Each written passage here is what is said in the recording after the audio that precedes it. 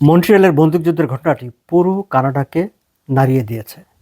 যদিও কুইবেকের প্রভিন্সিয়াল সরকার, মন্ট্রিয়ালের মেয়র এবং সংশ্লিষ্ট পুলিশ বিভাগ সবাই মন্ট্রিয়ালবাসীকে, কুইবেকবাসীকে আশ্বস্ত করে বলেছে যে বিপদ কেটে গেছে, এখন আর ঝুঁকির কিছু নেই।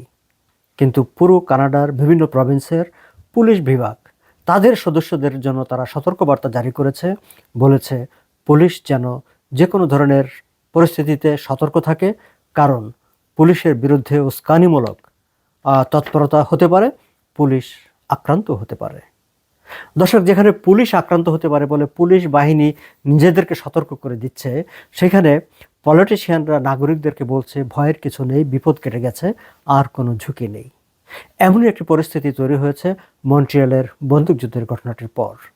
আজ 22শে জুন সোমবার সকালে এই মর্মন্তুদ ঘটনায় 3 জন নিহত হয়েছে। তার মধ্যে একজন পুলিশ কর্মকর্তা, যিনি সেখানে দায়িত্ব পালন করতে গিয়েছিলেন, একজন বেসামরিক নাগরিক, আর একজন সন্দেহভাজন ব্যক্তি, যাকে ঘিরে আসলে আজকের এই পরিস্থিতি তৈরি হয়েছে।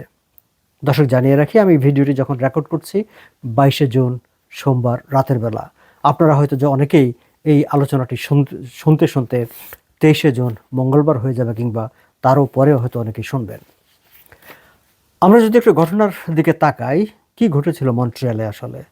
মন্ট্রিয়ালের মিডটাউনের হিলটন গার্ডেন ইন একটি আবাসিক হোটেল, অবশ্যই অভিজাত হোটেল। মূলত সেই হোটেলের আশেপাশে, হোটেল থেকে আসলে ঘটনার সূত্রপাত হয়। 911-এ পুলিশের জরুরি বিভাগে সকাল 11টা সাড়ে 11টার দিকে একটি কল আসে যে হোটেল হিলটনের রুম থেকে কোনো এক ব্যক্তি বাইরে বন্দুক তাক করে আছে, এবং যে ব্যক্তিটি বন্দুক তাক করে ছিল সেই ব্যক্তিটির পরনে ছিল সাধারণত সামরিক বাহিনীর সদস্যরা যে ধরনের পোশাক পরে সেই ধরনের পোশাক পরা, এবং তার হাতে ছিল একটি লং রেঞ্জের ফায়ার আর্মস বন্দুক। পুলিশ খবর পেয়ে যখন হোটেল হিলটনে ঢুকতে যায়, ঠিক সেই সময় পুলিশকে লক্ষ্য করে গুলি করা হয়, এবং সেখানে পুলিশের একজন কর্মকর্তা মারা যান ঘটনাস্থলে। পুলিশ জানিয়েছে তাদের আরও একজন কর্মকর্তা আহত হয়েছেন, তবে তার অবস্থা স্থিতিশীল রয়েছে। এবং সঙ্গে সঙ্গে আসলে শুরু হয়ে যায় বন্দুকযুদ্ধ।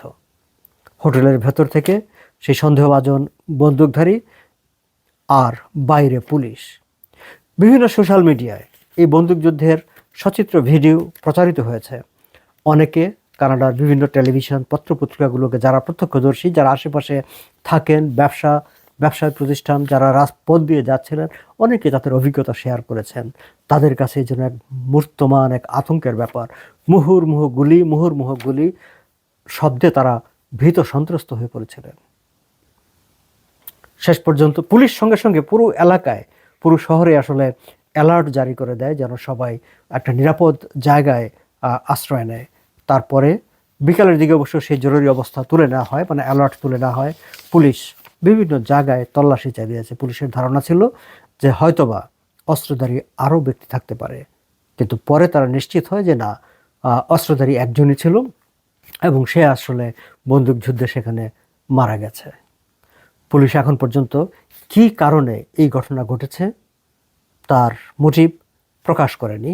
পুলিশ বলছে যে তাদের বিভিন্ন সংস্থা তদন্ত চালিয়ে যাচ্ছে, তারা খুঁজে বের করার চেষ্টা করেছে কেন এই ধরনের একটি ঘটনা ঘটল। তবে এখন পর্যন্ত যেসব খবরাখবর মিডিয়ায় এসেছে, সেখানে আমরা যতটুকু বিভিন্ন সূত্র থেকে জেনেছি, সেখানে যে তথ্যগুলো পাশাপাশি দাঁড় করালে যেটি দাঁড়ায়, সেটি হচ্ছে যে এই সন্দেহভাজন ব্যক্তি তার যেই হোটেল রুমটিতে তিনি উঠেছিলেন, যে হোটেল রুমটি থেকে তিনি বাইরে বন্দুক তাক করেছিলেন, সেই হোটেল থেকে একটি ইশতেহার, ম্যানিফেস্টো উদ্ধার করা হয়েছে, যে ম্যানিফেস্টোটি more than 100 pages. Police confirm না করলেও, মানে আনুষ্ঠানিকভাবে কনফার্ম না করলেও, বিভিন্ন সূত্রের উদ্ধৃতি দিয়ে ক্যানাডিয়ান মিডিয়া জানাচ্ছে যে এই ম্যানিফেস্টো, সেখানে আসলে মানে জনগণকে আহ্বান জানানো হয়েছে যে বর্তমান যে সিস্টেম, ক্যানাডিয়ান যে সিস্টেম আছে, সেই সিস্টেমের বিরুদ্ধে যাতে তারা সশস্ত্র প্রতিরোধ গড়ে তোলে কিংবা সশস্ত্র যুদ্ধ শুরু করে।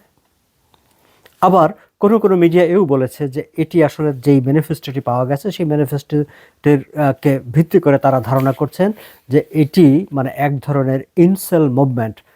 এটি ওয়েস্টার্ন সোসাইটিতে একটা মুভমেন্ট আছে, ইনসেল মুভমেন্ট। তারা বেসিক্যালি সেক্সুয়ালি ফ্রাস্ট্রেটেড এবং যারা অন্যের সঙ্গে খুব বেশি ইন্টিমেটলি মিশতে পারে না, অনেকটা আইসোলেটেড থাকে, এমন একটা গ্রুপ আছে, সেই গ্রুপের মুভমেন্ট। তাদের একজন সদস্য বলে ধারণা করা হচ্ছে যে এই ম্যানিফেস্টোগুলিতে সেই সব কথাবার্তা আছে। এবং সেই ম্যানিফেস্টোতে আরও কোন কোন গ্রুপ তাদের টার্গেটে আছে সেই টার্গেটের কথাও সেখানে উল্লেখ করা আছে, যদিও পুলিশ বিস্তারিত তথ্য সেগুলো প্রকাশ করেনি।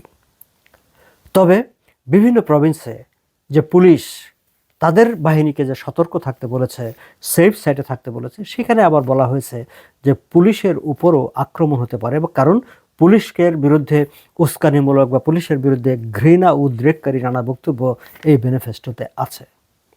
দর্শক, দুটি বিষয় চিন্তার, দুটি বিষয় উদ্বেগের।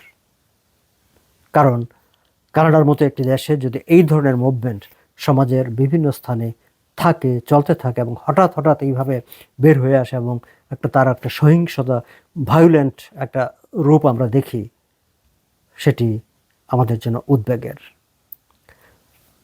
কুইবেক প্রশাসন, কুইবেক গভর্নমেন্ট তারা বলছে যে এখন পর্যন্ত তারা এটিকে মানে কোনো সন্ত্রাসী তৎপরতা, মানে টেরোরিস্ট অ্যাটাক যেটিকে বলে, তারা সেই অ্যাক্ট অফ টেরোরিজম হিসেবে তারা দেখছেন না। কিন্তু তারপরেও নাগরিকদের মনে এটি নিয়ে উদ্বেগ আছে, নাগরিকদের মনে একটি প্রশ্ন আছে।